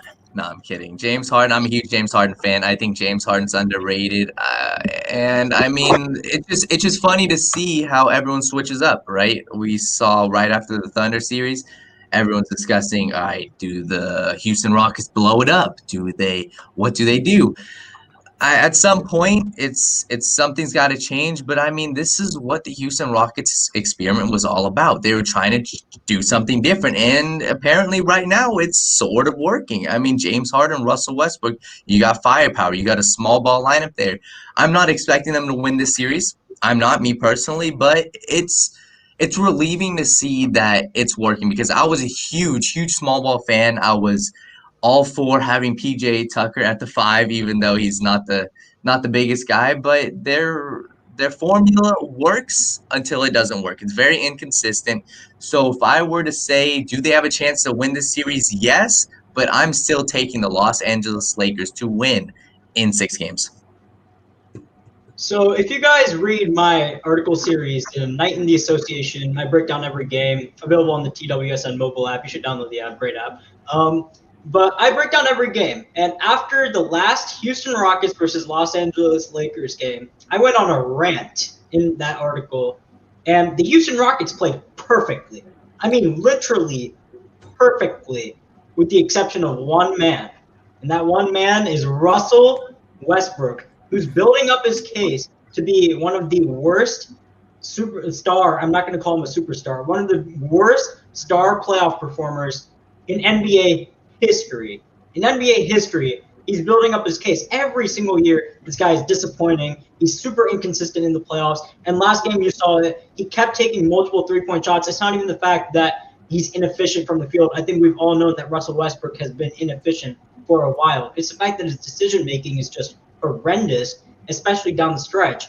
When the lane was wide open when James Harden was double teamed, instead of cutting, Russell Westbrook decided to take a three, which the Lakers loved. They were screaming, he's with us, because he was literally with them. He was helping them win that game by taking multiple threes. He took 7 threes in that game and ultimately cost the Rockets. He wasn't even good as a playmaker either during that game. He had multiple turnovers, failed to read the passing lanes, and at a certain point in time, you just have to wonder, it's just kind of sad when you can't expect better from your all-star point guard.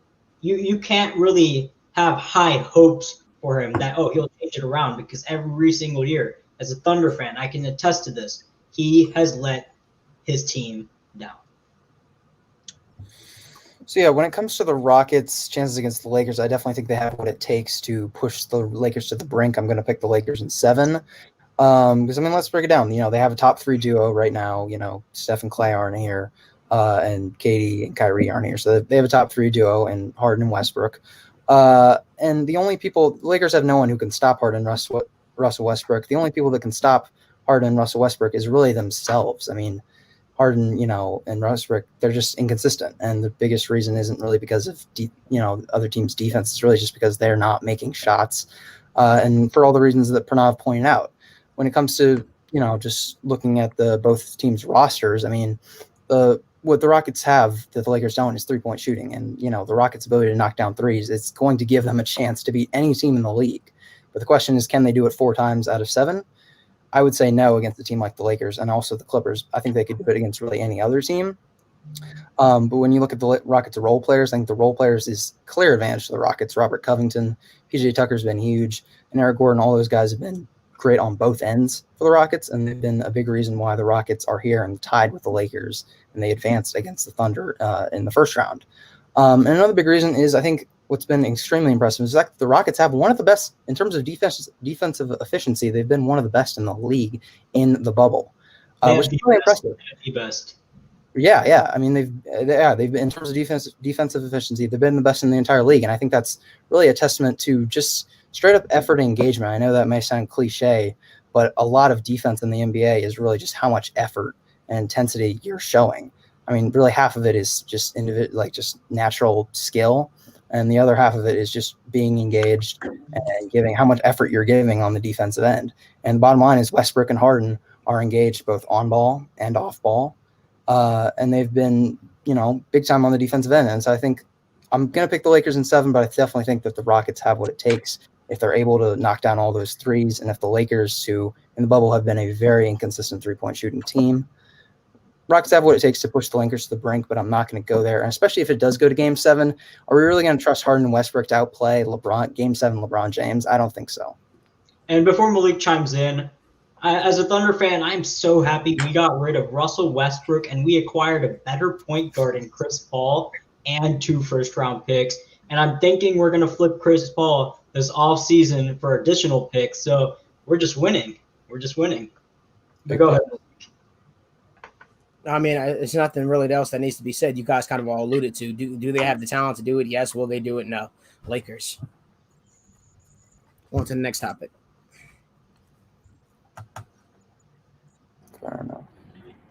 I agree. I mean, I don't know if the Rockets are gonna. I just don't want to beat a moot point. You know what I mean? Like it's.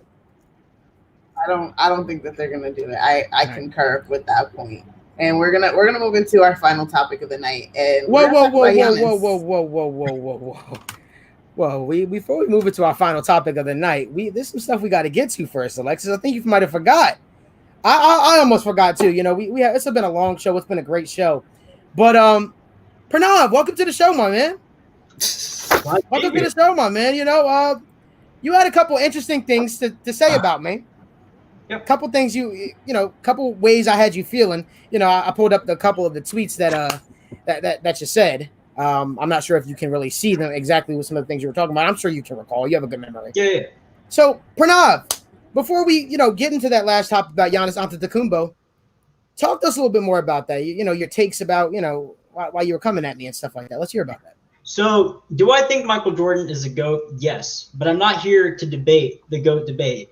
Mm-hmm. I responded to what you put on your story, which was LeBron James will undisputedly be the GOAT if he wins the championship this season. And I think that's simply not true because we need additional context. It's an all-time debate, not just a couple seasons. Right. We have to look at LeBron, and I know you'll probably agree to this. LeBron James was not the best playoff performer prior to 2012. He just wasn't. And I know he tweeted shortly afterwards, when you look at Michael Jordan's career, he doesn't impact the game in any way that LeBron does, which is simply not true. And you also mentioned that the only thing Michael Jordan has over LeBron is his rings. And you have to look at the 3 first-round exits early in his career and his teammates. Well, let's dive into that right now.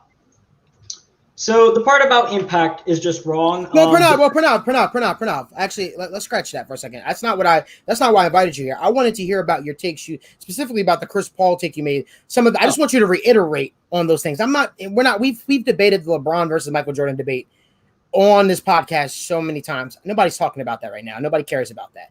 Well, what I want to talk about is, for instance, your Chris Paul take. Let's talk about. I was talking about that in particular. But you've been actively, coming at me lately. So it's not really a take at all because it just simply can't happen. Like I know you're not a Lakers fan, but Lakers fans. But you said I was. I thought you were because of how fondly you feel about LeBron James and Anthony Davis. But Lakers fans and LeBron fans have this trend where they think every player in the NBA is going to team up with LeBron, and sometimes it's just not possible. There are some star players the Lakers can get. I don't really see it. But this offseason is going to be so tough for the Lakers to get another max lot. So let me start off with what Chris Paul and his agent, Leon Rose, said. They said there is no way in hell that Chris Paul is going to opt out of OKC unless they forcibly trade him. There's no way he wants out because that is where he's going to make the most money. Right. So, and he said that earlier this year. And let's get to Los Angeles Lakers contract situation. They have a lot of one-year contracts, mainly Jared Dudley, Dwight Howard. I think they'll be gone. You've mentioned it before. Why is Jared Dudley even on the roster? I don't know. Then you have to pay Anthony Davis the max contract this offseason. You have to pay him the max. Whether that is a 3-1 where he has a player option at the end, it's still going to be max contract money. So the only way you can acquire Chris Paul at this point is a trade because Chris Paul isn't a free agent until 2022. through a trade, I simply believe the Lakers do not have enough assets to acquire Chris Paul. Their best young player is Kyle Kuzma. Unfortunately, it makes I looked into it even more. It makes the situation even worse because Kyle Kuzma, after next season, is entering restricted free agency where he'll ask for enough money. The Lakers nor the Thunder will pay Kyle Kuzma the money he wants, and he will enter a restricted free agency. So that's not a valuable trade asset whatsoever.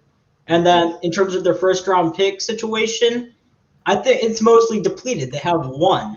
They have one, and that simply won't be enough to get a star player like Chris Paul. And I know we could restructure the contract deals. I know all that is available, but without him being a free agent, I just don't see it happening. It simply can't happen. Yeah. You done? Yep. All right. Haven't said this in a few weeks, but the butchering starts now. Pranav, listen, my brother. I want to talk to a couple things that you said. You said it's impossible, right? You said it's impossible. Right. If there's one thing that the NBA has taught me in all my years of watching the NBA, now you're younger than me, Pranav, but there's one thing that the NBA has taught me, and I'm sure it has taught you. I'm sure it's taught all of us. Expect the unexpected, right? We talk about, let's face it, right? Contracts in the NBA don't matter as much as they matter in like a team like the NFL. And why is that? Let's actually dive into why that is. Well, the rosters in the NBA are significantly smaller, right? The negative impact that a player might have on a roster is greater to that of a 53-man roster in the NFL, not also taking into account the NFL's roster's practice squad on top of that. So it's honestly like a 70 some odd man roster when you actually dive into it.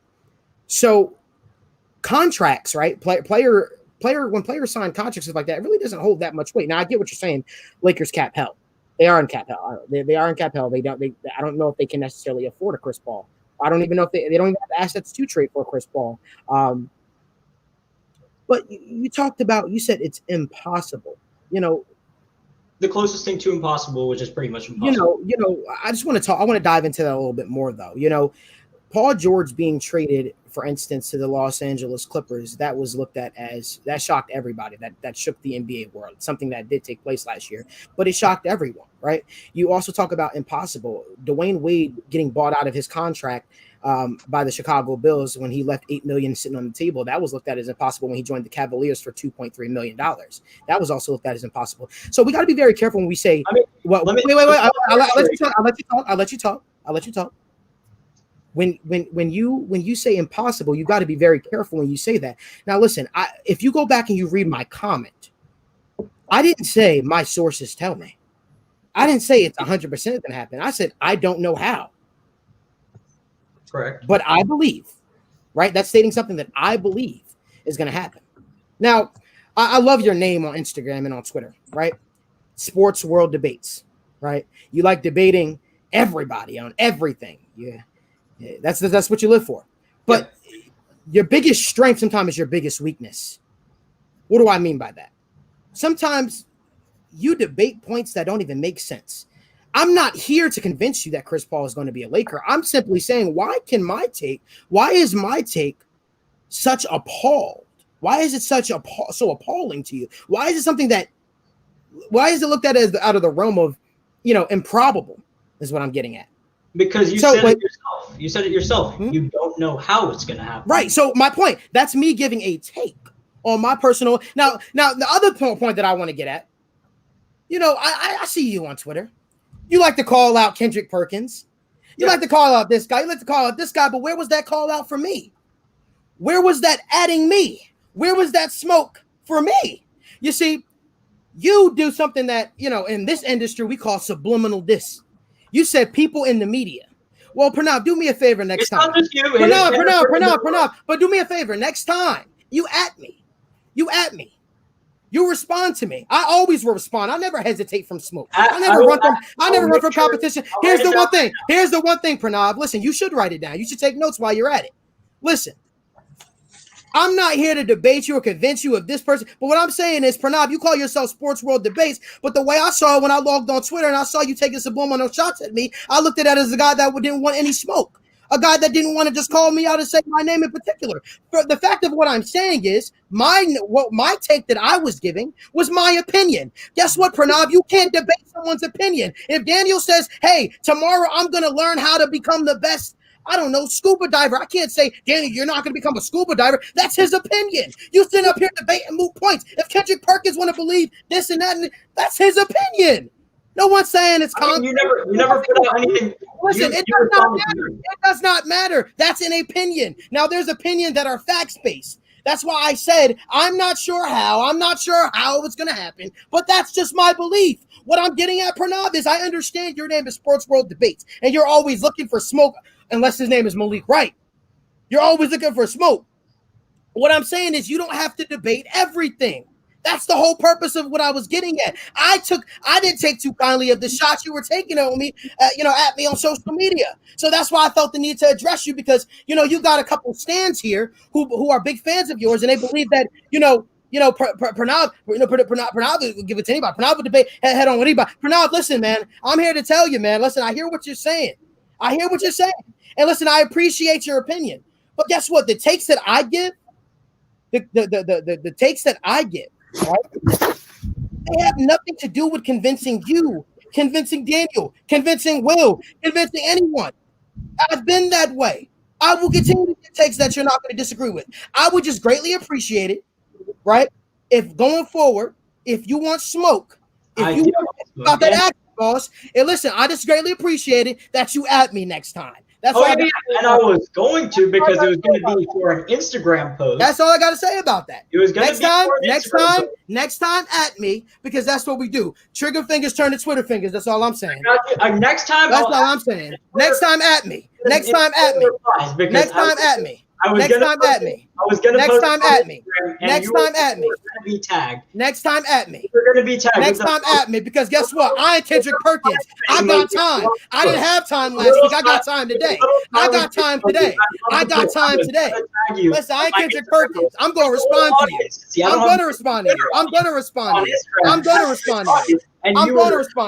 you. And that was Chris Paul. I'm gonna respond to you. You want to talk smoke? You want to be a big dog? Well, guess what? You're on the big leagues now. I'm calling you out. You want to talk junk? You want to say all of this and say all of that? Well, guess what, Pranav? I'm here. For sure. It took me responding to you on Twitter for you to then conjure up the gall about you to then speak your mind. All I'm saying is next time, if Daniel disagrees with me, that's the one thing with Daniel. If Daniel disagrees with me, Daniel, what does Daniel do? Daniel comments on my Twitter. He says, I disagree. I'm going to keep the read receipts. Will might call me up and want to argue about something. You had the audacity to go, some people in the media. How dare you? Some people in the media. It wasn't Get out of here.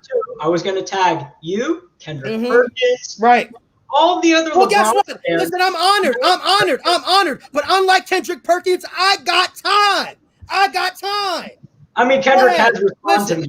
Well, I don't know why he would waste his time with that. But listen, at the end of the day, Pranav, I respect your opinion. I'm happy that you came on the Wrightway Podcast. Alexis, let's go to the Giannis topic. And we are going to move into the Giannis topic. And Pranav, why don't you start us off in the Giannis topic? What do you think his future looks like?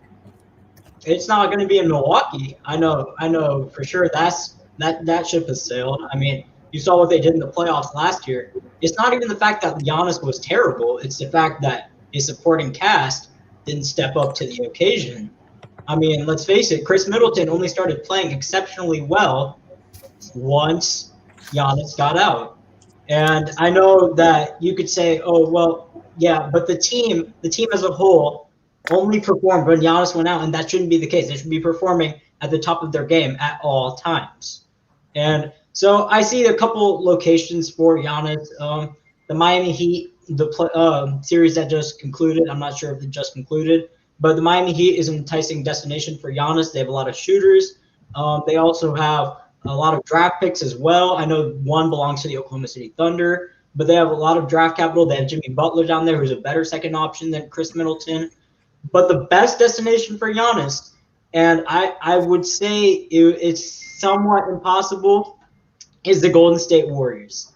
Just imagine Giannis Antetokumpo in the paint with Draymond Green as that defensive front court. And then you know how Daniel loves to allude to this, Giannis's limitations in the half court. Imagine playing with the greatest half court player in all time with Stephen Curry shooting from the perimeter while Giannis dishes it out to him and Klay Thompson in the other corner instead of Chris Middleton. Just imagine that. That would be the best fit. But I think the Miami Heat are the most realistic fit. Giannis in South Beach would be a box office appeal. I think that is where he eventually ends up. I see. This is the issue with the conversation, right? Because he can go to the Golden State Warriors and he can have a great supporting cast. He can have a Steph Curry. But if we're talking about an MVP, the guy who's won back-to-back MVPs, arguably some people say the best player in the league, you don't need those types of people on your team. You don't need a Steph Curry on your team. You don't need a Klay Thompson. Let me ask you this, Pranav. If Kawhi Leonard was on the Bucks, if Kevin Durant were on the Bucks, if LeBron James was on the Bucks, where would they be? They would be in the finals. That's where they would be. Remove Giannis or with Giannis? Remove Giannis. Swap Giannis for LeBron James. Swap Giannis for Kawhi Leonard. They would be in the finals. Kawhi Leonard and LeBron James, I would be sure they'd make the finals. I am not sold on Kevin Durant just yet. But still, that's going against Giannis Antetokumpo. That's his play style. That's his play. I've said it time and time again. He needs that guy beside him because he can't do it. And that's why I will never be able to put him up with the LeBron James, the Kevin Durants, the Steph Currys, because he can't do it in crunch time. He can't do it in the playoffs because he doesn't have that it factor. He needs a Kyrie Irving to be by his side to take the last shot. He needs a Kawhi Leonard. He needs a Steph Curry. He needs a Damian Lillard. He needs someone who can take that last shot. And this has always been my issue with Giannis because yes, he's a great player in the regular season. Yes, he's a great player in the first 3 quarters, but what happens when it gets down to crunch time? And that is why it would be embarrassing. It would be even more embarrassing than Kevin Durant's move if Giannis went to the Warriors. A little thing to say about that is, yes, I agree. Giannis is very Shaq-like in a sense. He can be the best player on a championship team, like Shaquille O'Neal was. But Kobe Bryant was the closer. Kobe Bryant was the one who they went to in crunch time. Kobe Bryant was the one who could create his own shots. Shaq, he's the one who had to be fed. He's the one who dominated off of offensive boards, pure domination. But down the stretch, Kobe Bryant got the ball. I think you don't even need someone like a Steph Curry who's on another level than Giannis is. You could get someone like a Chris Paul. I think that's where he's eventually going to end up with Milwaukee. But you could get someone like Chris Paul who could create his own shots and who could create shots for others like Giannis off of lobs. He has great court vision. I think you could have a Chris Paul caliber player and win a championship with Giannis. Jalen, my guy, listen, at the Wrightway Sports Network, we love responding to our guys. Kawhi Leonard wouldn't do much on the Bucks. That's just cap. That's cap, man. Listen, Kawhi Leonard proved last year what he can do. He took the Raptors team. He was that it factor. He was that guy on the Raptors team. We've seen what Kawhi Leonard can do with the San Antonio Spurs, and we've seen what he can do with the Los Angeles Clippers. I would say the Spurs are his team. The Spurs were Tim Duncan's team. Okay, but still, his comment was he wouldn't do much on the Bucks. I completely disagree. He would be the closer. He would be that guy in crunch time. Arguably, they would make the finals with Kawhi Leonard on that team. Yeah, I mean, the Bucks would make the NBA Finals if they had Kawhi. Let's be real. I mean, they would not be down in the series with Kawhi Leonard to the Heat, and they would probably advance past the. They lost. The Bucks lost right now. Yeah. Oh, they're out. Okay. Yep.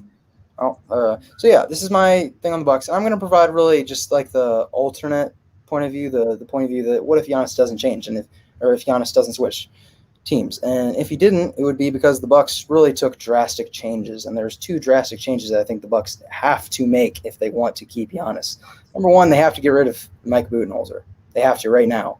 He is just a plain and simple. He's a bad playoff coach. I believe with this loss now, he's a sub 500 playoff coach, and he has 2 Coach of the Years for the regular season, and he's coached 3 or 4 teams to the number 1 seed, twice with Giannis, to the number 1 seed in the Eastern Conference, and yet he's still not been able to advance one of those teams past the 3rd round of the playoffs.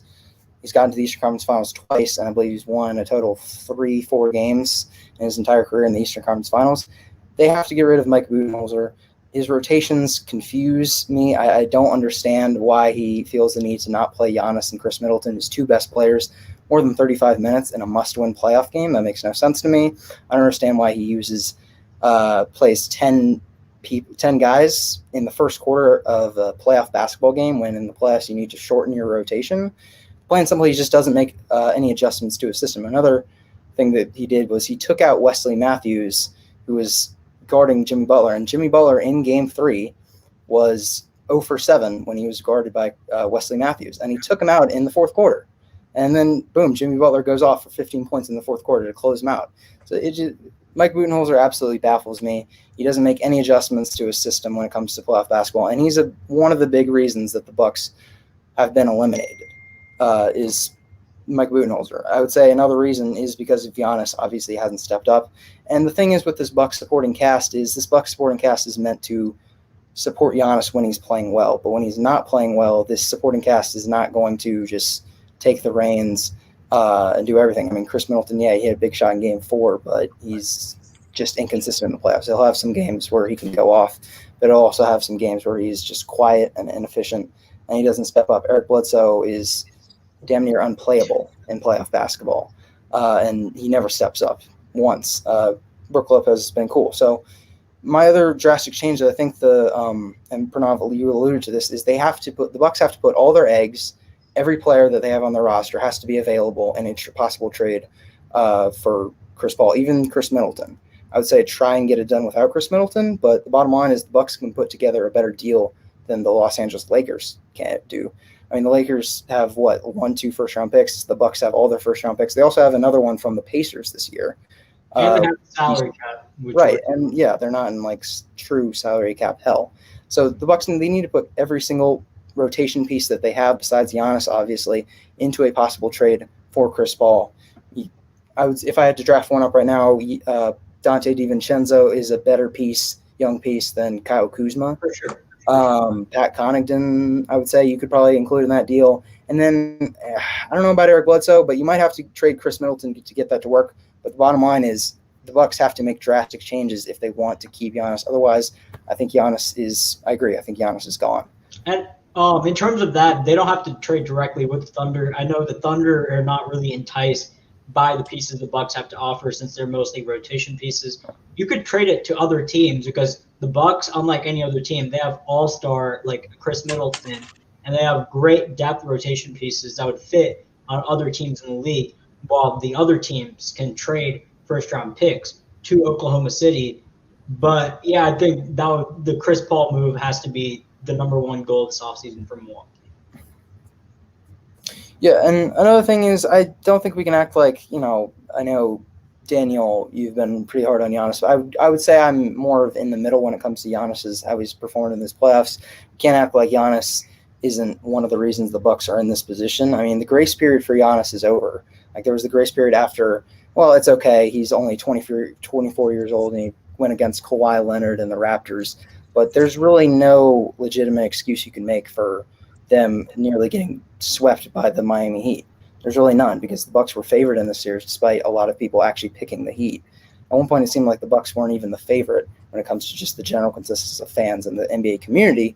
But the bottom line is they were favored by Vegas to win, and they just got humiliated in the series. And Giannis, to Daniel's point, he needs to not only develop a three, but a fadeaway, a mid-range game, something. I mean, give me something. Like in the beginning of the season pre-bubble, Giannis had a fadeaway and a mid-range game. And I don't know where that went, because we haven't seen any of that in the playoffs or even in the bubble. And I'm just like, Giannis, what happened to that? I mean, Giannis was making fadeaways and mid-range jumpers. He had that shot on automatic. And it was like, wow, Giannis is just, his bag is getting deeper.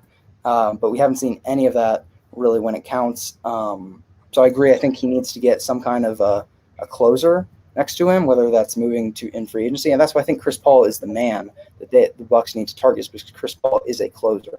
And he would be the perfect number 2 next to a Giannis because of his closing ability, leadership, and also just ability to control the offense without taking away what Giannis does. Yeah, all I'm going to say is nothing against Giannis, because he's one of the most hardest working players we've ever seen. He's tried developing a three, but it's his play style. We saw it in last year's playoffs. We've seen it this year's regular season. And one thing that I like saying is go back and watch the All-Star game. If you guys remember, that was a very competitive game. And if you watch how his team really, they faltered at the end of the game. And I know it's funny just saying All-Star game, but it's go back and look at every single, at the end of the games, Giannis's play style isn't there, and I just don't know if I can ever trust that. So that is why he needs a closer right by his side. He needs one. I mean, in terms of the All-Star game, Team LeBron obviously had the better team, so I wouldn't say Giannis was lacking. It was a joke. I wouldn't say he was lacking any closers because he had the best players in the world beside him. So I wouldn't really use that example, but yeah, there's multiple other times. Yeah. All right. Well, guys, that seems to be all the time we have here for tonight. It's been a great show. It's been really exciting. It's the first show of the Wrightway Sports Network podcast, the flagship show of the Wrightway Sports Network, being back full time. We catch us back here Thursday night here at 8 p.m. We'll be joined with Max. We'll be back there. Alexis with the GIFs. I love it. We'll be back here Thursday nights, 8 p.m. Look forward to bringing you guys more and more sports talk, guys. We got a lot of stuff that we didn't even get into tonight because tonight was such a jam-packed show. We hope that you guys enjoyed it. We really do. Make sure you guys go download the TWSN mobile app. Like I said earlier in the show, if you like what you see, make sure you give us a 5-star. Let us know how much you support us. Hopefully my voice is recovered by Thursday night. I enjoyed everything that we talked about on the show. Make sure you guys follow us on Instagram, TWSN, on Facebook, the Wrightway Sports Network, Twitter, TWSN. Participate in our Madden tournament. We have a Madden tournament where the winner will be announced Thursday night on the podcast. All you have to do is subscribe to our YouTube channel, right? Follow us on Twitter, TWSN. Subscribe to our YouTube channel. Follow us on Twitter, TWSN. Subscribe to our YouTube channel. Follow us on Twitter, TWSN. It's super easy. Super easy to do. Thursday, we'll come at you guys live. And like I said, we'll be announcing the winner of the Wrightway Sports Network's Madden giveaway. So, with that being said, guys, I want to thank all our guests for coming on. I want to thank Jake, who just joined the Wrightway Sports Network, for coming on. It was a great show. Nah, thanks for coming on the show. Lexus, it was good having you back here. Hopefully we see you back here next Monday. That being said, guys, we appreciate all the support that you guys give us each and every single week. Follow us on our socials. You can find me on at Right Report. Follow Alameda Views. You can follow Will Lachlan, Alexis, Pranav at Sports World Debates, where Pranav is constantly, hounding guys like Kendrick Perkins. With that being said, guys, I hope you guys have a great night. I hope you guys enjoy the NBA playoff basketball. And we'll see you here next week live on the Wrightway Podcast. Good night, everybody.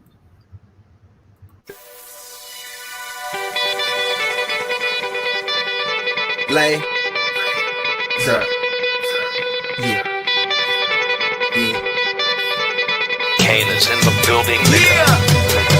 Alright, already the show goes on all night. Till the morning we dream so long. Anybody ever wonder when they would see the sun? Just remember when you come up.